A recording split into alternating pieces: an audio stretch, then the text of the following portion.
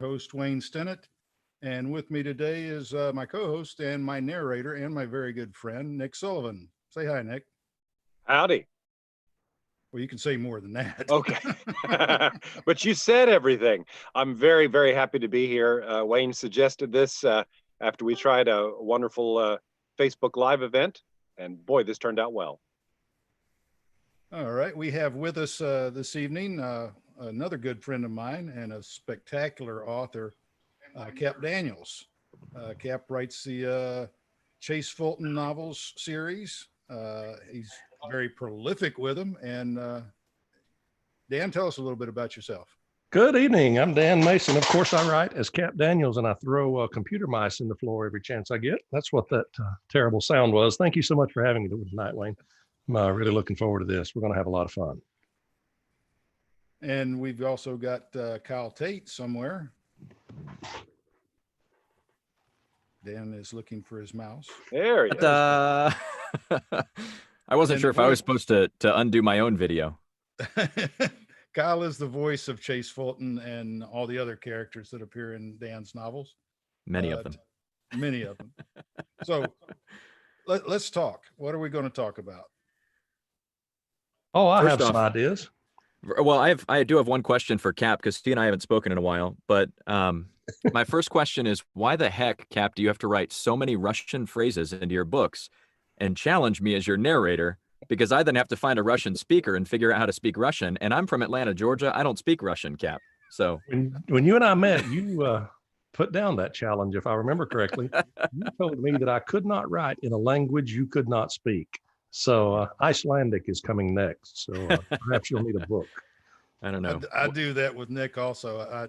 There are a lot of times I try to stump him and come up with something that he can't possibly do. And he always comes through. Although you've been very good to me, you will sometimes, someone that has a strong dialect and you want a strong dialect, you will write it that way. And a lot of times the accent just happens if I read what you've got there. Yeah, I love when you always a do lot of fun. Rufus. Your Rufus is beautiful, Nick. Well, Wayne writes Rufus with that Jamaican patois. He's got little bits and hints there that keeps me on the right train track. Well, you do it beautifully. Well, thank you. Nick, what's the biggest hiccup accent that he's ever thrown your way, or language that Wayne has ever thrown your way? Oh my goodness. So far, he hasn't hit me with the kryptonite ones. And I feel like I shouldn't say what they are because he'll just do it. Wait, that's not true. Go ahead, throw down that gauntlet. Who's the Secret Service guy who is the expert in criminal psychology? Paul Brenner? Paul, what is his last name? He's from Chicago. Chicago's Yeah. one of my all I think of is Dub Bears. Paul Bender. Okay.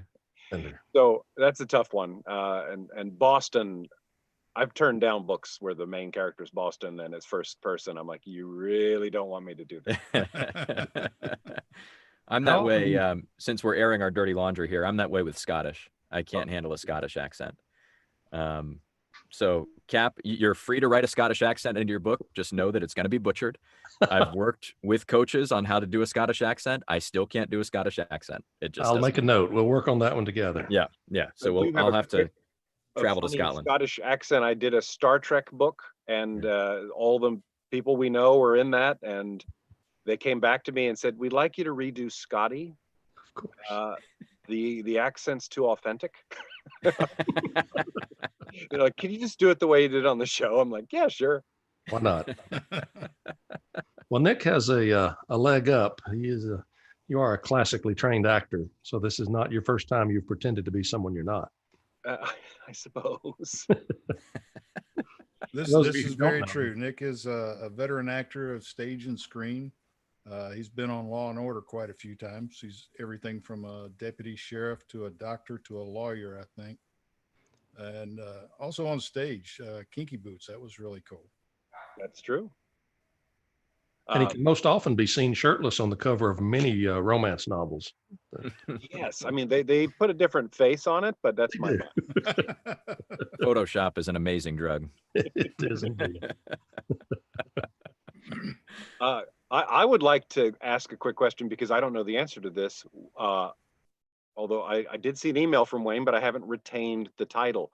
Wayne and Cap what are your next books and when do they land? My next one is Rising Warrior, and that will be published on August 31st. It's on pre-order now, both paperback and ebook, and that will take place predominantly in Fort Myers, Florida, Jesse's hometown. He's back to his roots. Ah, Nice. We'll all, of course, be looking for that one. Mine drops in 3 weeks. May 21st will be the next one. That is The Emerald Chase. The bulk of the action takes place in the Gulf of Mexico aboard an offshore oil rig. I knew nothing about oil rigs when I started writing the story, but I can say that has changed over the last 3 months or so. Excuse me. And then the follow-up action will happen in Northwest Texas in a little town called Plainview. And one of the characters that people seem to have had a problem with lately in my writing is Penny. They have decided she's a little too perfect. So I took a chance in this novel to let her be significantly less than perfect. And we're going to get to see her fall apart a bit and explore a side of her that we didn't know existed. So for those of you who were thinking of leaving because you thought Penny was too perfect, I assure you, after The Emerald Chase, you will change your opinion. Oh, no. I don't think so. I'm excited. do you have any connections to Plainview? Is there a reason you picked that town? I picked it because I saw it on a map and it looked like the perfect spot just north of Lubbock that I could land a big sexy airplane in Lubbock and rent an SUV to go play in Plainview. And I needed a small town for the hometown of Penny. We had been very vague about where she was from until this point, and it turns out it is that little town, and it's geographically perfect as the story played out. Well, that leads me to a question.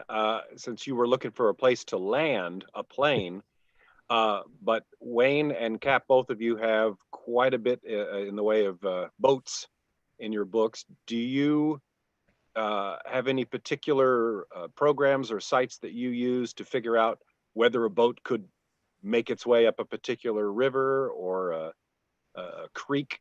I imagine.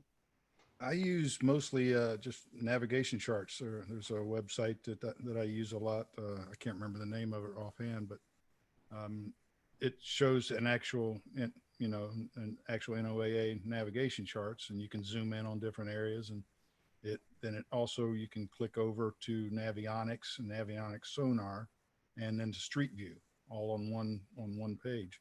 Wow. It makes it real easy to find locations and depths and obstacles.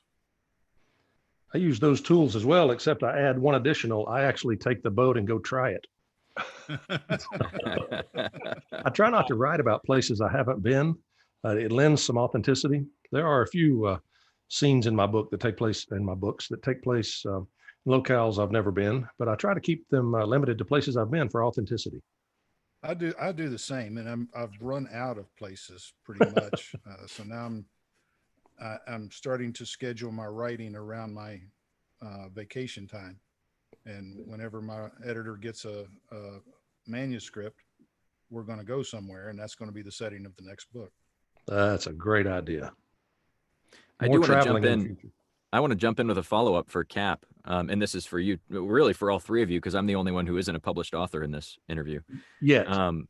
But doing research for books, Cap, you mentioned earlier oil rigs, how you knew nothing about oil rigs until you started writing this particular book. How do you research? How do you find somebody who knows something about oil rigs, and how many interviews do you have to do to prepare for a book? Well, this brings up an interesting point. Wayne and I both write in what I once believed was a quite unique style. And the more writers I meet and talk with, the less unique this style becomes. But we are pantsers. We write from the seat of our pants with no plan and no outline of any kind. I sit down every day and let the voices in my head tell me a story. And I put that story on paper with absolutely no forethought. I have no idea what the next sentence is going to be. And certainly I have no way to know how the book is going to end. When I stumble upon a scene, for example, the oil rigs that I have no knowledge of, I stop writing and I begin researching. My editor happens to live in Texas and knows some people who work on oil rigs. I have some friends from South Louisiana who also have some friends and family who work on oil rigs. I did several interviews with some of those, and lots of Google. I spend a lot of time online researching, but I always try to include real life folks who have experienced what I'm writing about to get their perspective. So we get a personal look at some of the intricacies rather than just Wikipedia and Google, because we can't always trust everything we read.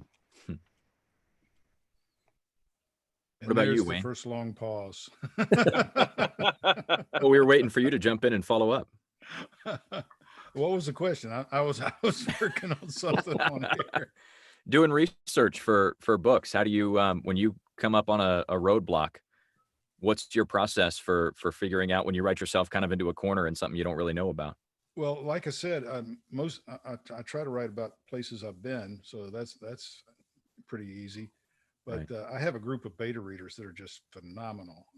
I've got pilots, not airline pilots, but private pilots, air traffic controllers, offshore charter fishermen, doctors, lawyers, Indian chiefs. Well, not really, but my beta reading team is they really go to the nth degree to make everything as real as possible. That brings up a great point. Without our beta team, my writing would not be the quality that it is. I rely on those guys so much. We have about 30 people on the team, and 18 to 20 of them are extremely active every time I finish a manuscript. And without those guys, some of this would be really tough. Yeah. To rely just on a writer and an editor without without that beta team. This would be a real challenge. So I'm thankful for mine as well. How many do you have on your team, Wayne? There's 23 in the group, and I don't give them a whole lot of time. I publish on a real tight schedule, and usually they have 1 week, sometimes 2 weeks. So not all the time all my team members participate, but I usually have 10 or 15 that participate on every book. Sure. They certainly come in handy. Yeah, for sure. My writing schedule is a little bit condensed. I typically write a novel about every 55 days or so, 50 to 55 days. And then it stays in beta for 7 to 10 days and then off to the editor. So we're trying to do 6 books this year on that schedule. And if the others around me can keep up, I promise to do the same. He's talking about me. Oh, there's no hope for you. Well, He's talking about the narrator trying to keep up. Dan's editor is a full-time employee. She works just for Dan. She doesn't edit anybody else. She's on his payroll. She manages a few other, but we keep her pretty busy. She does a great many things for us other than just editing. She's sort of our publicist and our public information officer. She does all sorts of things for us. We're incredibly thankful for her. She's young and bright, understands the technology that I do not. I'm a technological dummy. You saw me throw the mouse in the floor early. I was just glad it didn't explode. But no, we're very thankful for her, and she is still editing for some other people. And it's a secret. Don't tell anyone, but I selfishly would like to have her all to myself. I'm right there with you. I'm not a technical guy, and it is an absolute miracle that it's not a miracle. My daughter Jordan is on the other side of the camera right there, and she's handling the microphones and the cameras and the computer and everything. This computer that I'm in front of, it's just a dummy. I'm just watching the same thing that everybody else is. And I'm just a dummy in front of the computer. I have no hands on anything. Nothing technology. Meanwhile, Nick is just sitting out at the beach right now with the sun setting very slowly behind him. You bet. Yeah, it's really sort of burning a hole, like right. It's that East Coast sunset. That's an interesting concept. Oh, I thought I could put a neat video from Saba up here, and it just wouldn't take it. That one is nice. Oh, well, thank you. Well, you brought up editing. Let me ask you about that. How different is a novel for you when it comes out of editing from what you gave them? Wayne, you want to go first? Yeah, not a whole lot. I tend to write pretty clean. Once it goes to editing, she corrects words and sentences, and she might move a sentence here or there, move a paragraph or something like that. Only once has Marcia suggested a chapter switch, but other than that, it comes back pretty much the same, just with all the mistakes fixed. Well, I have a confession. I've worked with 3 professional editors. The first 2 were wonderful, and I have nothing negative to say about them. They were fantastic. However, when I found Sarah, I knew very early on that she was going to be a perfect fit for me, primarily because she pissed me off so badly so quickly. she she did terrible things to my writing and said terrible things to me. But in the 2 years that we've been working together, she has changed the way I write. She and I had a discussion today about the number of corrections she had to make in successive books as we went along, and they have decreased significantly. So what she has done is teach me to write the way she wants to read. So it has turned out to work very well. But there have been many times when she said something that didn't sit well with me, and I would have to get up and walk around for a few minutes to calm down before I went back to do the rewrite. And every rewrite she suggested, she has been absolutely correct every time. And I've learned to respect her opinion, even above my own. And she looks at it from a reader perspective, and I do not. I write, as I said earlier, from the voices in my head. Whatever comes out of my crazy head goes on the paper. And I do not write cleanly like Wayne. The stuff I write, I almost call it garbage, and my wife gets angry with me when I call my writing garbage. But the things I write are grammatically clean, typically, but she polishes them and makes them palatable. I don't want to do this without her. She's a wonderful editor, and to me, that is one of the most valuable parts of the publishing process, is that editing, to make the stories that we create into something that's palatable and enjoyable and repeatable. Our readers want to see the same style in follow-on books. They want to see the same type of punctuation, the same type of flow. And a good editor that we can stay with in the long term can certainly help us do that. Oh, absolutely. Marcia, And she's made me a better writer in that I understand what the concept. So I have no writing background at all.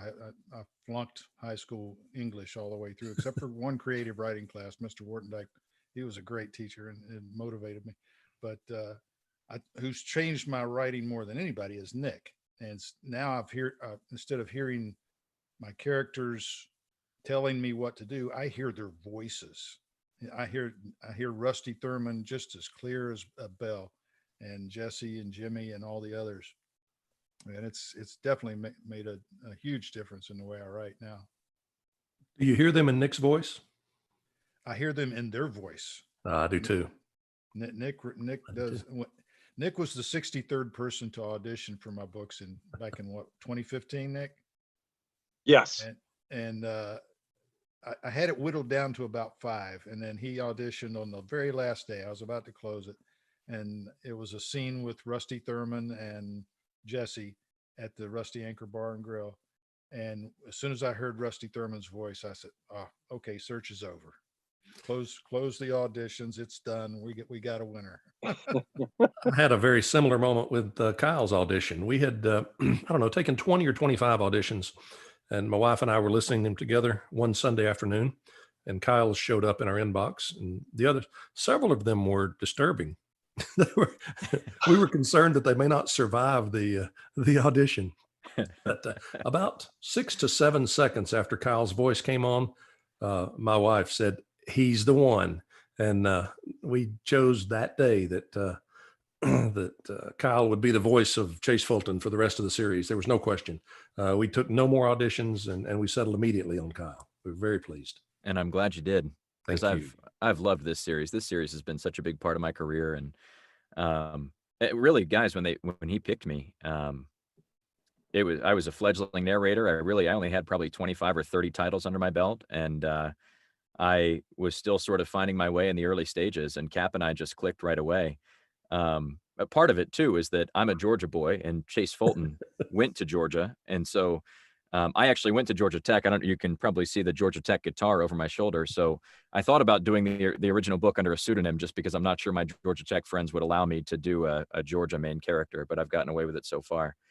But yeah, just the baseball background, and before I was an audiobook narrator, I was a baseball broadcaster, and so the whole baseball connection was just a perfect fit. That Chase Fulton was a former college baseball player, and I used to call college baseball games at Georgia Tech. And just when I came across Cap's listing for auditions for the opening Chase, that book just sang to me, and I slid right into the shoes of Chase Fulton, and it was like I'd known him my whole life. We're so glad you did.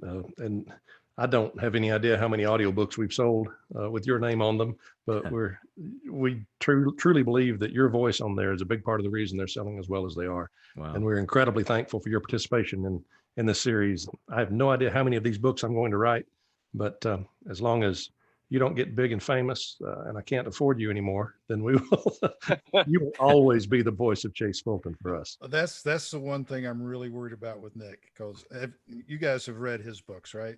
Yes, The Deep series. Yeah. And of course. his first one, Deep Cut, I was absolutely hooked. These two characters, Boone and Emily, and their adventures throughout the Caribbean, and it's been so much fun reading him. And in another year or so, once he gets about 5 or 6 books out, he's going to be a very expensive narrator. I just need to do enough narration to get the marvelous SAG-AFTRA union health coverage, and then the rest can just be writing. So I'll always be doing the narrating. And Nick is actually doing a narration for us. The book that my wife and I wrote together, We Were Brave.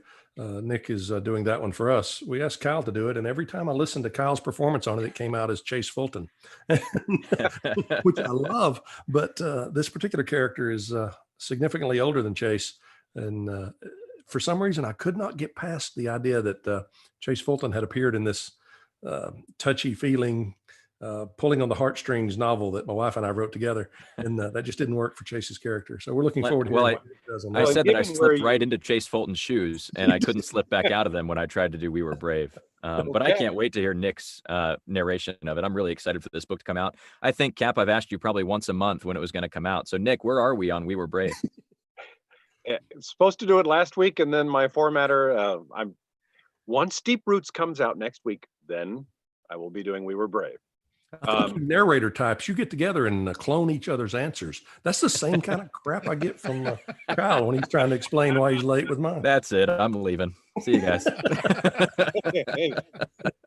But Cap, you set We Were Brave in my backyard, and in mine. You and I probably grew up. Our high school teams probably battled each other. Sure. And yet you had Chase go to Georgia. Why? I did. Well, you and I grew up very near Knoxville, Tennessee, and that's where we sit. We Were Brave. It's interesting. I'd met Nick about 2 years ago at Wayne's 27th or 28th birthday party. I think it was the 29th. 29th birthday party. At any rate, that's where I met very Nick tall, by the way. Yes. Very tall. We smoked some fantastic cigars that afternoon. It was a beautiful day. And we learned that Nick and I are both from very near Knoxville, Tennessee. So we went to different high schools together, I suppose. But we did set the novel there. And it's an interesting story why I chose University of Georgia for Chase Fulton. I went to South Carolina. So I couldn't have a graduate of my school in a failing series. So I was terrified that when I wrote these books that no one would buy them. So I couldn't have a South Carolina graduate failing in a series. So we put him from another great Southern university just around the corner. And so if it failed, it wouldn't be my alma mater that way, but it'd be another great Southern university. So that was the reason we stuck Chase in Georgia. Was it USC or SC State? USC. That'd be University of South Carolina, not that other community college on the West Coast. Yeah. All right, there was a lag, and that means I'm going to pull one of my special questions here. Well, that means we get to drink. Oh, well, that too. Cheers. Lubricate the throat. Kyle, what was your favorite villain, because they're the most fun, in Cap's books for you to voice? Oh, gosh. I really enjoyed... She's a villain who became a romantic interest early on, but I loved voicing Anya because it was such a challenge for me to do a female badass SVR character, and she was just amazing. She spoke to my soul, and the fact that she was a villain early and was this amazing creation too, just this strong sniper. I mean, all the training of an SVR officer. And then Chase ends up falling in love with her in the opening chase, not to give away the opening if people are listening that haven't read the first one. But she just spoke to my soul. And that was such an amazing character. She had such depth to her. I loved those first couple of books because Anya was so fun for me to voice, just to get into that Russian female accent that I had no idea that I had somewhere back there until I started reading Cap's books. Although you look nothing like Anya, your voice is perfect. You know, I thought about getting a haircut before coming on here to look a little more like her, but we're all under Get quarantine. a long All right. blonde wig. Throw the same question back to you, Nick. Oh, absolutely. Wow. 'Cause I've had some dastardly dudes. Oh, I on there. know.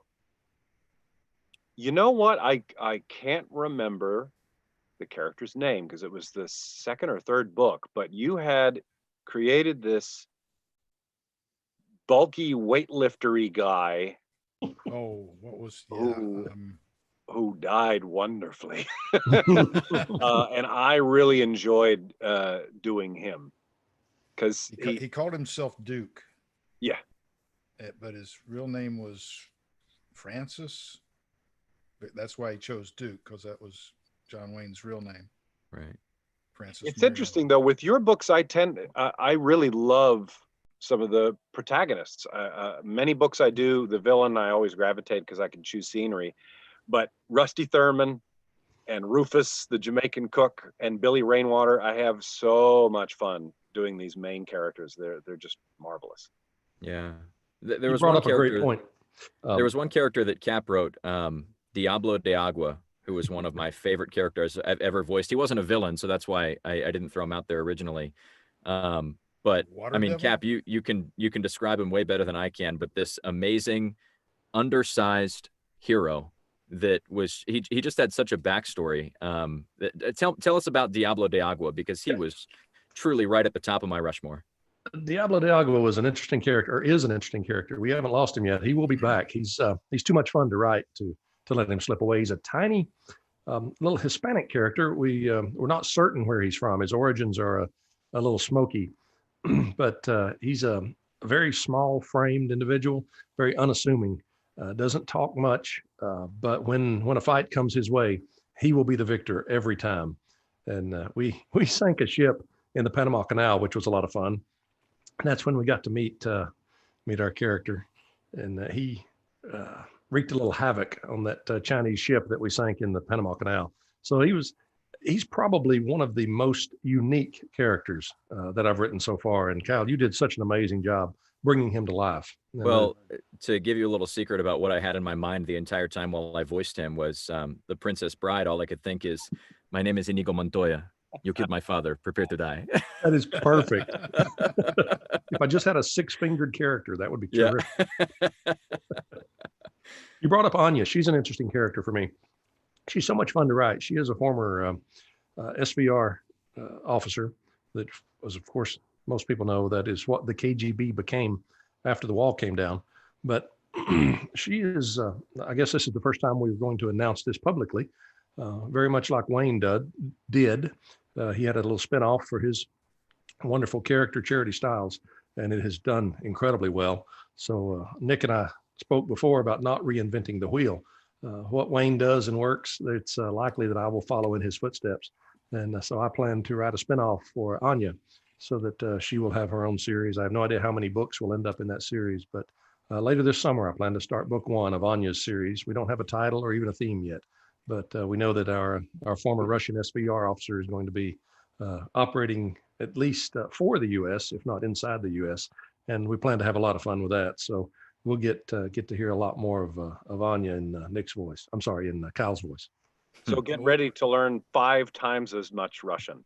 But we're teaching her English, so it's coming along nicely. Oh, okay. Well, we Well- both have Randy Wayne White to thank for that. We do. When I first started writing, I'm a huge fan of his Doc Ford series. And when I first started writing, I just, if Randy does something, it just makes good sense. My dad always told me, do what successful people do and you'll be successful. So when Randy did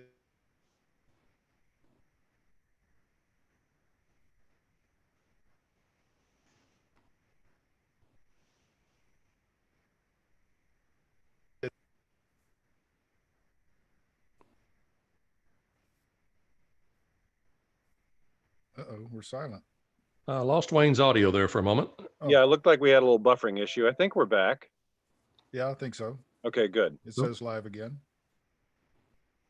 So I think we missed most of your Randy Wayne White reference there, Wayne. Oh, Would you mind?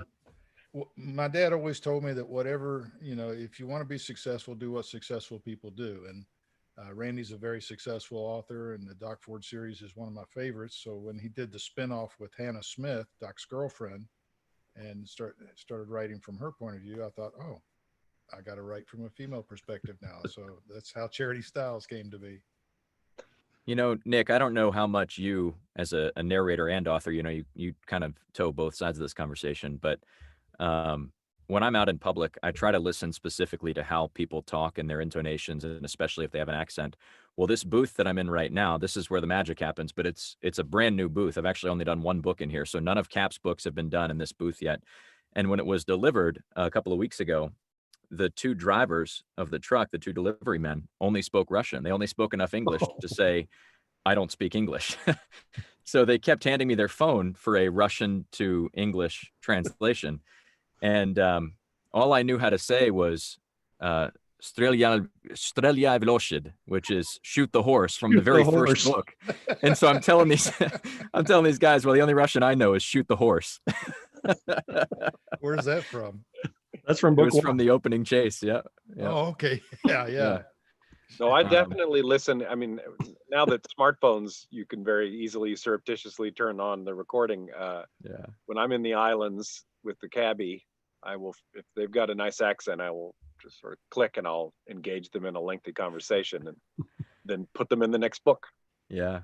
You just try to pick up on not just the accent itself, but the melody of their voice and how they rise and fall throughout. And as a narrator, as authors, you guys are always looking for stories. Same with me. I'm always looking for characters, because those ideas, I'll hear somebody with an Australian accent that I won't use for 2 or 3 years, and it'll just kind of be in the back of my mind of how they hit certain R's or N's or, certain letters throughout words. And I'll try to then use those later on in narration and just file them away in the same way that you guys file character stories. I'm always on the lookout for interesting accents or interesting melodies to people's voices. Well, and here's an interesting trick. Speaking of character stories, budding narrator Nick. on here.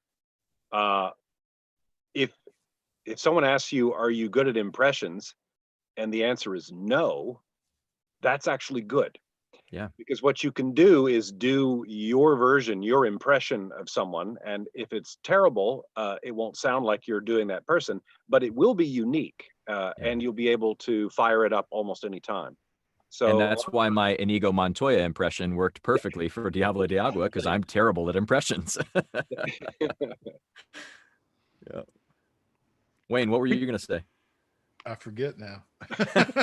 I'm just listening to you guys. This is a lot of fun. Well, I will mention something I haven't said to anyone yet, but since you're both talking about the spinoffs, my Emily Durand character, who was based on an absolutely I almost said bat, and then the other word, bat, just a nutsy, crazy person I met in Little Cayman. She's probably become more popular than Boone, so Emily is going to get a spinoff prequel, which will end when she meets Boone. Oh, that's terrific! Awesome. I'm looking forward to that. Yeah. That'll Well, be speaking of other books, Dan, this is for you. I Am Gypsy. Yes, I absolutely love that. Is that on audio? that is on audio, and Kyle did that one for us. That's a special book for us. We lost essentially a member of our family, a boat that we truly loved, in Hurricane Michael. And a week or so after Hurricane Michael, the story came to me from the perspective of a sailboat that lost its life in a storm. And I wrote this. In fact, I have a copy here. I wrote this little story from the perspective of from the sailboat. It's called I Am Gypsy, and it's a short novella. It's about 18,000 words, but it is a very interesting little story and just like you, Wayne, the stories just come to me out of the blue, and I have no idea where they come from, but I'm so thankful they show up. This one came to me in the voice of Gypsy, which our sailboat was named Katana, which of course is Spanish for gypsy. So I named the boat in the fictional story to match our boat that we lost. And it tells the story from her birth, the day that she came out of the factory, until she lost her life in the storm. And we've donated all of the income from that particular book to hurricane relief on the Gulf Coast. And we're so proud of that little book. I have no idea how many stories I'll write in my life, but I doubt that I'll ever be more proud of any story than I am of I Am Gypsy. So if you've not read that one yet, I would, if you're going to read anything that I ever write, please make it I Am Gypsy. And I will say, I'll jump on the back of that and say that's the only book I've narrated, 110 titles now or something like that. And of all those titles, that's the only book where I've actually had to stop mid narration because I was so choked up. So bravo, Yes. Cap. I mean, that one truly, I'm not a crier. Well, I'm lying when I say I'm not a crier. Tates are all criers, but I'm not a crier when I narrate books. I'm into the performance, but not that deep.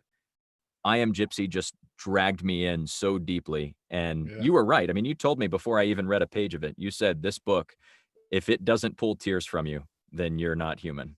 And sure enough, I'm Being I good. wrote it, and it makes me cry. Yeah. Being a Amazing. former truck driver, back in the 60s, there was a song called Hello, I'm a Truck. And it was a song from the truck's point of view. And he tells the story about, the truck driver goes in, he's bragging about this and bragging about that. And he should tell him about how he blew a turn on Route 66 or something.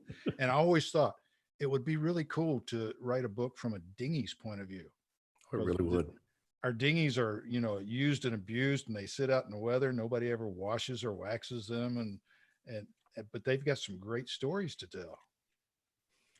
They really do. And while we're on the topic of telling great stories, I have a proposition for you, Wayne. Sometime in our future, before we get too old to do so, let's write a story together. Yeah, I'd love to. That'd be a lot of fun. I agree. And I think that the genesis of it should occur on one of our sailboats. So we'll spend some time on the water together and start a story together and see where it takes us. Oh, that'd be huge fun. Let's make that look happen. forward to that. Yeah, we can do that. So do Nick and I get to narrate it together or what? Absolutely. Except we have to alternate every other word. Okay. Perfect. Perfect. We'll find an editor who will do it for free. Sure. Speaking of editing, let's talk about audio editing for a moment. I know Kyle's process, but I'd love to hear yours, Nick.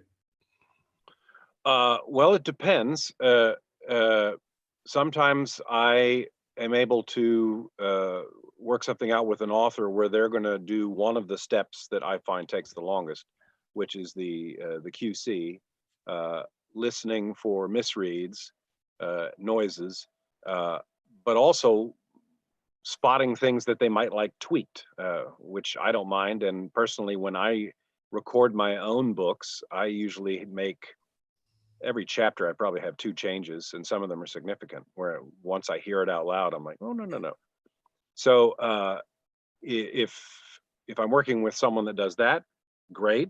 Sometimes they don't want to, in which case I usually will hire out to an editor to do all of the editing for me. If I figure if I'm already using them to do the listen through, I'm going to have them do the cleanup. But then if I'm working for Audible or Simon & Schuster or Penguin, I don't do anything. I just hand them the raw audio and it's done. And they'll come back to me with read. So it varies greatly. Sure. I do the QC for mine. And after having already read it 3 times during the writing of it, then a 4th time on the final pass, and then going over it with my beta readers, and then exchanging with my editor and exchanging with my final proofreader. And I've already read this book 6 or 7 times. And then Nick sends me the audio and I have to read it word for word and follow his voice. And I can't tell you how many times I've just fallen asleep and had to rewind. How does that make you feel, good. Nick? Kyle, if you wouldn't mind telling a little bit about our process. Yeah. So I'm very similar to Nick in that it's different between publishers and independent titles, but I have an editor that I really like to work with. His name's Eric West, and he works for a company called John Marshall Media up in New York, which I know Nick is familiar with. But Eric does all my indie titles, including Cap's books and a few other authors that I work with. And he's fantastic. He's heard so many of my books now that he can tell when my inflection is off or something like that. So much like Nick is talking about, he'll send things back that say, this didn't quite sound right when you said it. And he doesn't like to step on my toes too much because as a narrator, a lot of our job is self-directing. We do a lot of these sessions by ourselves. And so we're not just wearing the narrator hat. We have to be able to step out of our own shoes and tell when we're not quite into a character's voice or not quite hitting the accent as hard as we need to. Or sometimes you just say a sentence and it doesn't come out right because it's written differently than you would say yourself. So Eric will catch a lot of those things and he'll send them back to me and say, you know, this was wrong, do it again. And much like you with an editor with Sarah, Cap, it's the same sort of thing where you have to have that trust with the editor to know that they might offend you from time to time and they might send something back that you don't think is correct, but you trust them. You're in a working relationship with them. And, you know, so he does an amazing job though. He's done every single book in the Chase Fulton series. And, yeah, it's, send it off to him and it's kind of a send and forget until he sends me corrections at the end. I've got a question for you, Dan, and Cap, and that goes right along with that. This is from the YouTube feed. Steve Kittner's watching. Steve's another writer. He says, "Hey, Dan or Cap, I was curious about the pen name and what made you decide to go that route." Sure. Hello, Steve. Cheers, by the way. Cheers is a good, Steve is a good friend. He lives a few hours south of here in Central Florida. Also a tremendous writer in his own right. So if you get a chance to read Steve Kittner's books, I certainly recommend those. He has another one coming out very soon, but he's terrific. My pen name came about for two reasons. The first one, my given name is Dan Mason, of course, and there's a Daniel Mason on the West Coast who used to be a professor at Berkeley. And he writes political-based fiction sometimes, and he's written a few novels, and I did not want my work confused with his. I don't make any political statements ever online or in public. I don't think that my opinion is worth anyone caring about. So I didn't want to get tangled up in that world. And I was concerned that at the time he had sold significantly more books than me. Thankfully, that's not true anymore, but we've come a long way. Exactly. So to Daniel Mason on the West Coast, we apologize for outselling you, but not really. I didn't want my work confused with him. And so my wife and I sat down and came up with a list of potential names. We wanted something with a little bit of nautical flair to it. We also wanted something that we could buy the .com. So we needed a name that was easy to spell, easy to pronounce, and we could buy .com. And Cap Daniels was the one that we settled on. I'd been a sailing charter captain for many years, and it was not rare for people to refer to me as Cap or Captain.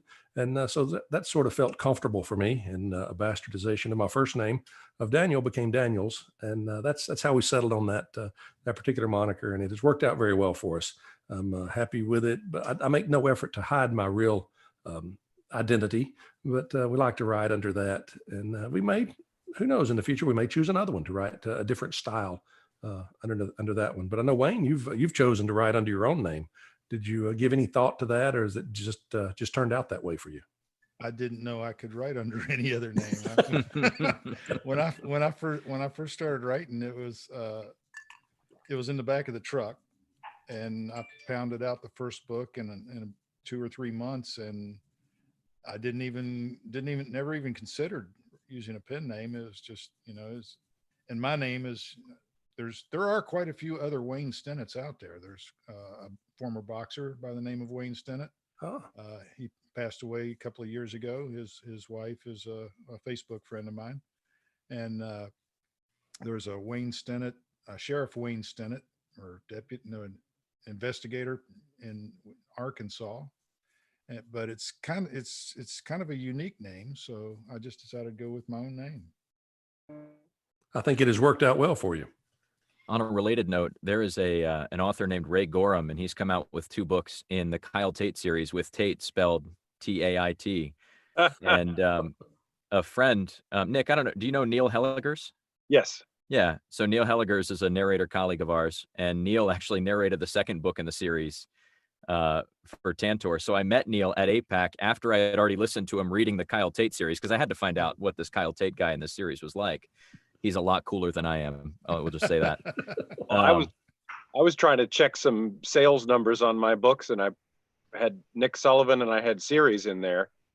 And there's something called the Nick Sullivan series. It's an action adventure series, and the main character is Nick Sullivan.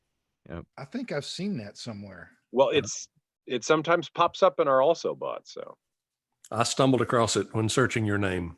I was amused. I actually found a writer from Texas wrote me a letter yesterday, in fact, that my main character's name is Chase Fulton. It turns out there is a Captain Chase Fulton who runs fishing charters out of Isla Morada in the Keys. And so I have written him an email now to let him know that that I've named a character, not for him, but it coincidentally happened to be the same name. So I'm going to send him a collection of books when he writes back. Awesome. Okay, I've got another question from YouTube from Feefer Willie. That's a unique name. I might have to use that. See, I was going to use it, but I'll surrender it back to you, Wayne.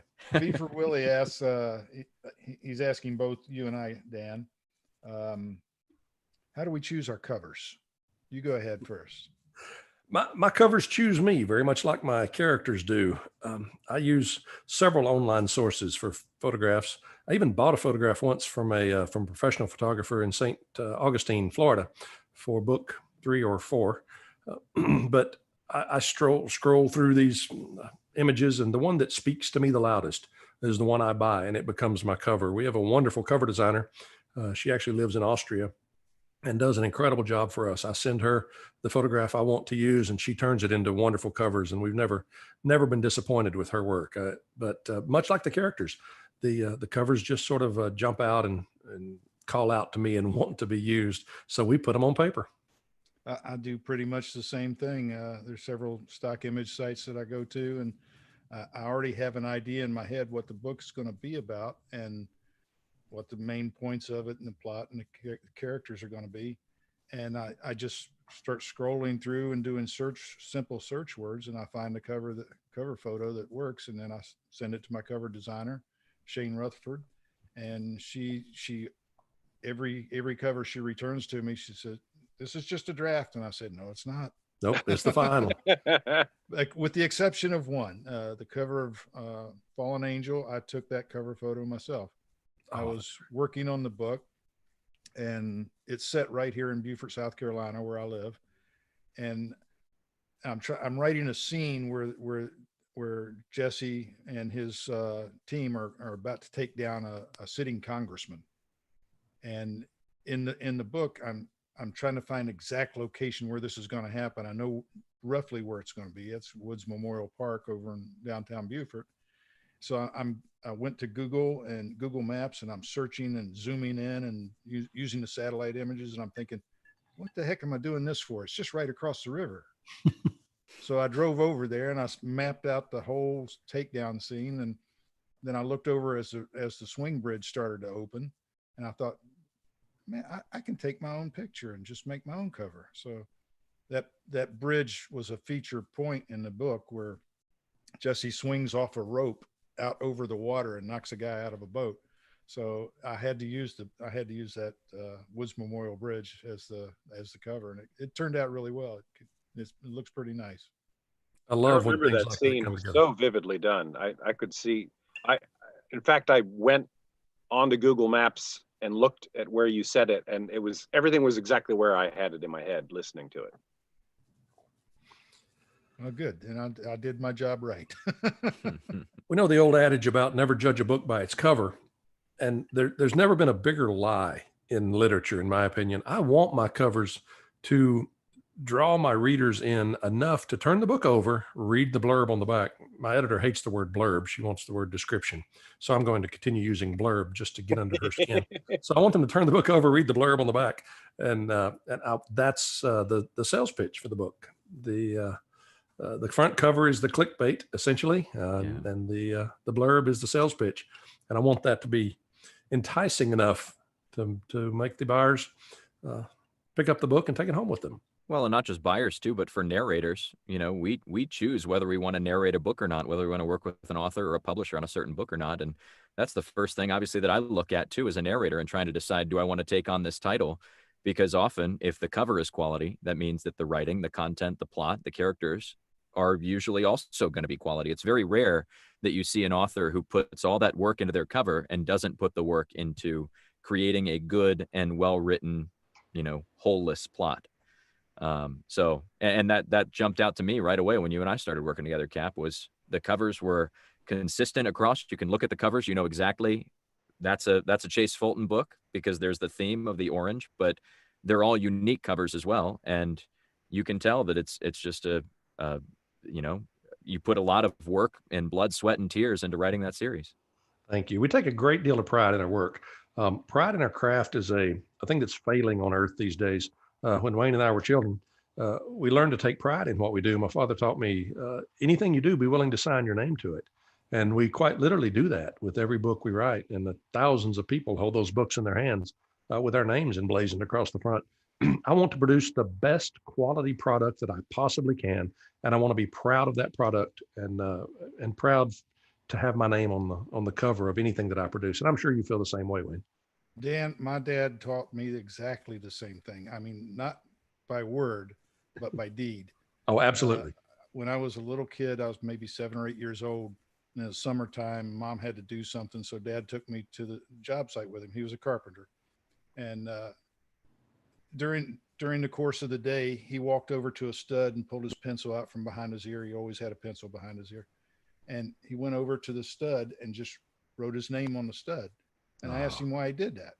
He said, always do anything you do, always do to the point where you don't have a problem putting your name on it.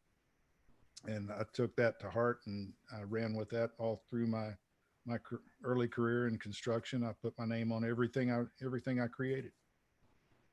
It's funny how those lessons we learn as children affect the rest of our lives and shape the men we become.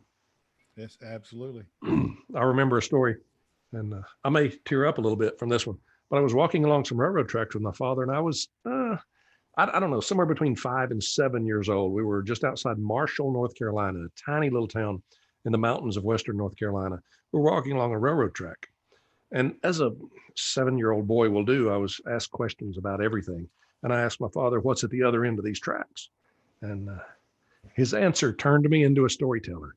His answer was, I don't have any idea, but imagine all the amazing things between here and there. Oh, wow.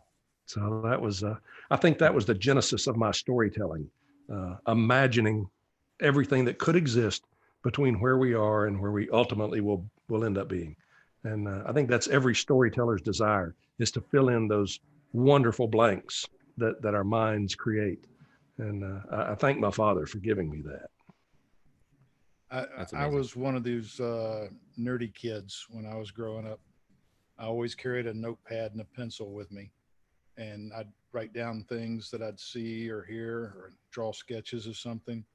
And I kept those for years and years and years, and drew a lot of motivation from early things that happened in my life. I'd pick up one of those notebooks and flip through it, and I don't remember the events that happened, but it's all right there in writing. Sure. Do you keep notes on your characters? Yes, I do. I do too. I create a character file. As soon as I introduce the character in the book, I stop, drop down to the bottom of the page, type their name, and then give them a physical description.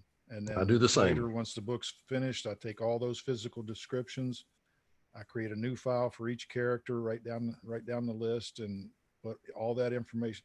And then later on, when they come back, if more information is added to their description or to their way they act, then I go back to that file and add that information so that later on they don't go from having blue eyes to having green eyes. Right.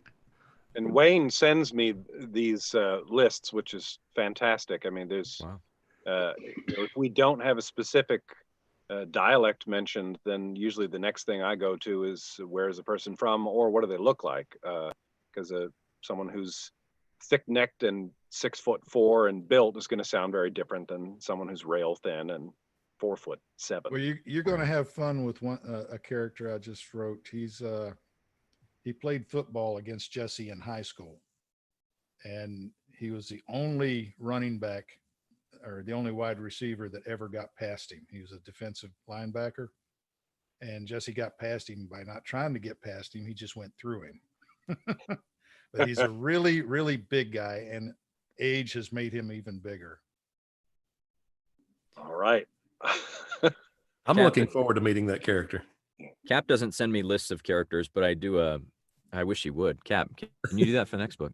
Sorry, I let you down. I'll make a deal Yeah, with you. When you catch do up with me, I'll start sending you. I'll get to work tomorrow. Good plan. I do have the Angel's Chase, which is book 8, right? Absolutely. I've got that one on the calendar for about a week and a half from now. So Oh, you're I'll catching get to up. that. That's number 2 in the queue right now. Very So good. y'all are still playing catch up, getting your audiobooks out, huh? Yeah, but to be fair, Cap had written 3 or 4 books before we even put the first one into audio. So I've stayed steady with the series as it's come out. It's just that he got a 4-book head start. I did. I'm much older than you, so I needed the head start, you see. The truth about it was I was afraid. I think we all have self-doubt as writers, and I think everyone who writes will agree with me about that. And I had no idea if my books would sell. I'm incredibly thankful beyond words that they do. And I delayed, I guess, 6 months or so before having you produce the first audiobook. And we did get a little head start on you, but we're so thankful that it's working. And I cannot express my appreciation enough for the thousands of readers who pick up my books every day. And I love you for what you've done for me. And it's changed my life dramatically. I love creating stories for you. And as long as you keep reading them, I promise to keep writing them. Yeah. Same to the listeners who have listened. I've had so many, more than any other series or book that I've done. I've had more Cap Daniels fans reach out to me on Facebook and on Twitter saying, "Hey, I listened to the latest Chase book and, absolutely love the story. I ripped through it in a day or two." And there are just so many listeners out there. And it amazes me because I think your books, Cap, I get more listeners reaching out to me than all the other books I've done combined. It's just, there's just a draw to them. And you just have such a dedicated and devoted reader base that I know that they're knocking down your door asking where the next audiobook is. That's the most common email I get is, when is Kyle going to release the next one? And I always blame you. I never take the blame. Sure, as you should. I've got a 3-week-old son, so that's my favorite go-to excuse. I'll have to find a new one now that he's born. Good choice. I like it. I would like to take a moment to thank Wayne Stinnett for what he did for me. I started reading Wayne's books 4 years or so ago and fell in love with his style and his characters. He's an amazing, brilliant writer, and I'm so thankful I discovered him. But more than a writer, he is an incredible mentor and friend to me. He's taught me more about writing and affected my career more than anyone else on the planet. And I owe him a great deal of thanks and appreciation for that. You're not getting a cut of the royalty checks, Wayne, but I do appreciate that, what you've done for me. And you've been a tremendous mentor and friend. And I look forward to that friendship and mentorship continuing for many years to come. Thank you for everything you've done for me. I truly appreciate it. I thank you for that. But like I've told you many, many times before, when Dawn Lee McKenna and I, she's another author, we both were reading your first book at the same time, and we didn't know it. And I contacted her and I said, "Hey, I'm reading this great book by this Cap Daniels guy." And she said, "Oh, I'm reading it too." I said, and I just typed back to her. We were DMing or PMing or whatever. And I said, let's just rock this guy's world. But it would have happened anyway, no matter what. I mean, we just gave you a little bit of a boost on a certain day, and sales picked up, and that got you the visibility. And now here you are, what, 10 books in the series now? 10 books, and I'm finishing up the manuscript for 11 now. Well, we're coming up on about 1 minute left in the show, and I want to take this opportunity to thank a few people.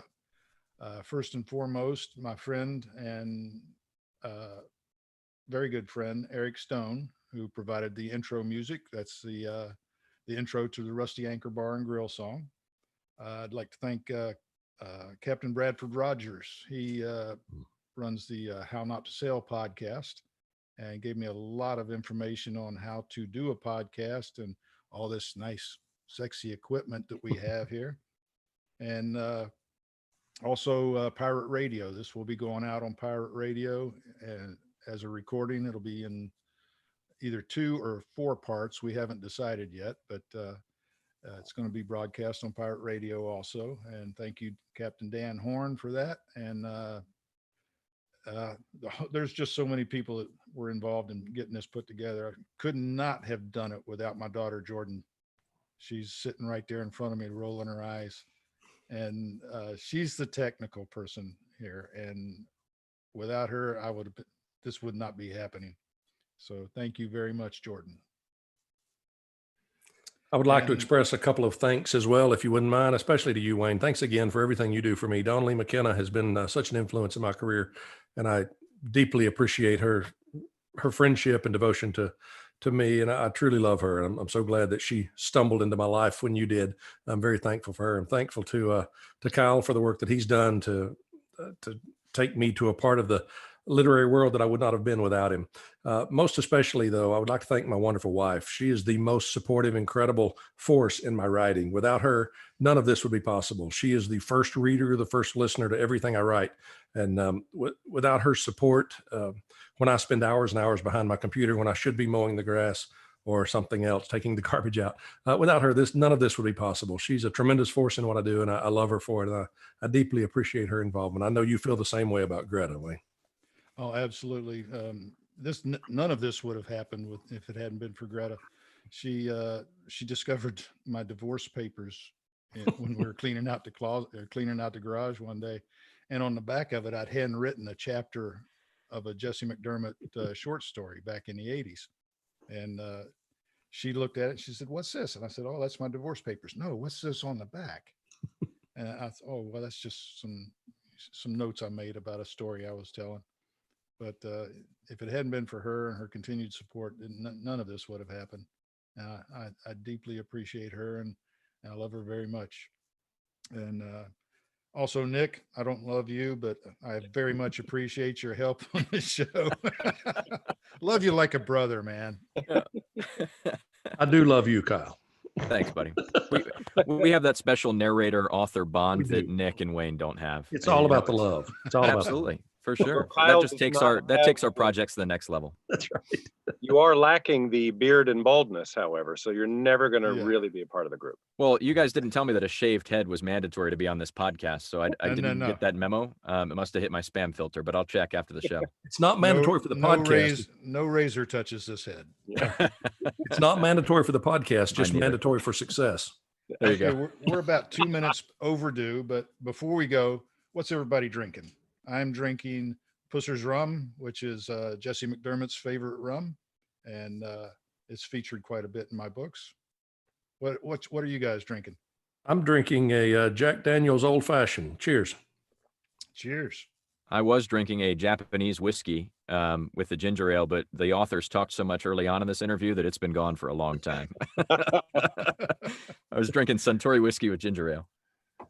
And I'm drinking a Deep Sea Series Tropics, because that just sort of seemed appropriate. These guys Absolutely. are just right down the street, and I went into their brewery and went, "That beer looks like my book." So I bought a case. Oh, that's awesome. All right. Well, I guess we're going to wrap this up. I want to thank everybody who's watching. Really appreciate your support, your continued support throughout this crazy times that we're living in. It means the world to us. And from the bottom of my heart, thank you. And that's about it. Goodbye, everybody. We thank you. Good night. Thanks for having us.